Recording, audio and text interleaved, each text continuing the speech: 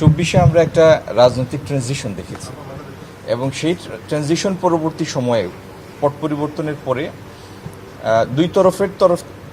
দুই সরকারের তরফ থেকে বা দুই রাষ্ট্রের তরফে অনেকগুলি বিধিনিষেধ এসেছে। বাণিজ্যের পথে অনেকগুলি বিধিনিষেধ এসেছে। But even defying those restrictions, গত বছর দুই দেশের মধ্যে আন্তঃদেশীয় বাণিজ্যের পরিমাণ প্রায় $13 বিলিয়ন।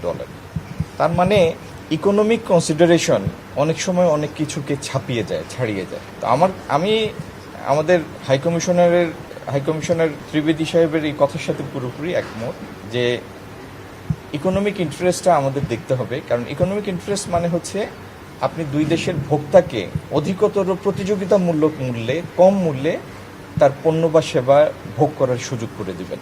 কয়েকদিন আগে ভারতীয় একটি বাণিজ্যিক প্রতিনিধি দল আমার সাথে দেখা করতে এসেছিলেন। পরবর্তীতে তারা ফেডারেশনে গিয়েছেন।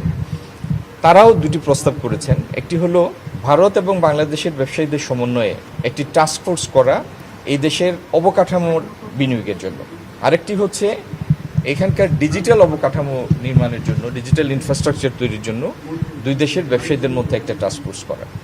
তো এই সমস্ত প্রক্রিয়ার মধ্যে দিয়ে বাণিজ্যিক সম্পর্কের মধ্যে গতি আনা, ক্রমাগত এগিয়ে নিয়ে যাওয়া, নতুন বিনিয়োগের সুযোগ এবং ক্ষেত্র খোঁজা, এটি একটি বহমান প্রক্রিয়া, এটি চলতে থাকে। আমাদের প্রধানমন্ত্রী ভারত যাওয়ার ব্যাপারে আমার সাথে কোনো আলাপ হয় না, এটা তো পররাষ্ট্র মন্ত্রণালয়ের ব্যাপার। তারপরে ল্যান্ড বর্ডার দিয়ে সুতা আমদানি যেটা এখন প্রহিবিটেড, সেটাকে আবার পুনরায় চালু করা, সাবরুম এবং আরও দুই একটা রাস্তার ব্যাপারে আমাদের নজরে এনেছেন। এই সমস্ত নিয়ে আলাপ হয়েছে। বাংলাদেশ ভারত বাণিজ্যিক সম্পর্ক এগিয়ে নিয়ে যাওয়ার ব্যাপারে আলোচনা হয়েছে এবং আমার বিশ্বাস আমাদের হাইকমিশনার মহোদয় তার উদ্যোগে এবং তার অবস্থানকালে দুই দেশের সম্পর্ক উত্তরোত্তর বৃদ্ধি পাবে।